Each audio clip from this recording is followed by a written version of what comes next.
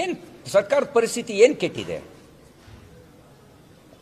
ಮುಖ್ಯಮಂತ್ರಿ ಮನೆಗೆ ಕಾಫಿ ಟೀಗೇನೆ 200 ಕೋಟಿ ಖರ್ಚು ಮಾಡಿದ್ದಾರೆ. ಒಂದು ದಿನಕ್ಕೆ 11 ಲಕ್ಷ ಖರ್ಚು ಮಾಡ್ತಾರಂತೆ. 11 ಲಕ್ಷ ರೂಪಾಯಿ ಕಾಫಿ ಯಾವ ಪುಣ್ಯಾತ್ಮ ಕುಡಿತಾನೋ, ಅದು ಯಾವ ಕಾಫಿ ತರಿಸ್ಕೊಡ್ತಾರೋ ನಂಗೆ ಗೊತ್ತಿಲ್ಲ.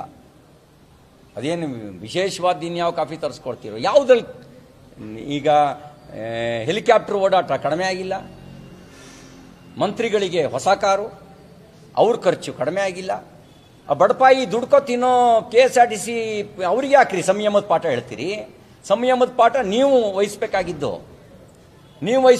ಸಂಯಮದ ಪಾಠನ.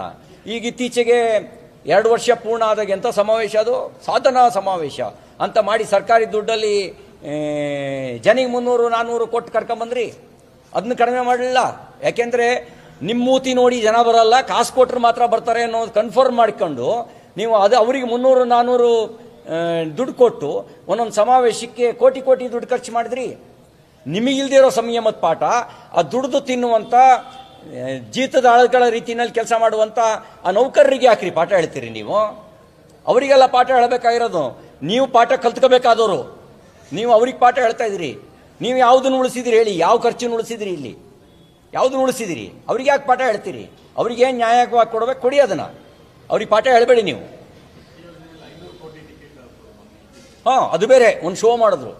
ಬಸ್ ಹತ್ತು ಕೂತ್ಕೊಂಡು ಏನು ದಿನ ಬಸ್ಸಲ್ಲೇ ಓಡಾಡ್ತಾರೆ ಅನ್ಬೇಕು ಜನ, ಇವರೇ ಬಸ್ಸಲ್ಲಿ ಓಡಾಡ್ತಾರೆ ಅನ್ಬೇಕು.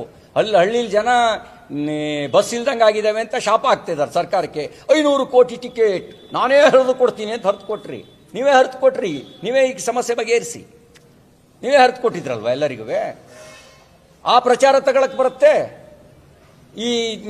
ಈ ಜನರ ನ್ಯಾಯಯುತ ಬೇಡಿಕೆ ಈಡೇರ್ಸಕ್ಕೆ ಬರಲ್ವ ನಿಮಗೆ?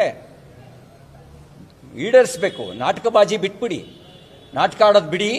ನಾಟಕ ಆಡೋದು ಬಿಟ್ಟು ನ್ಯಾಯಯುತವಾದ ಬೇಡಿಕೆ ಈಡೇರಿಸಿ.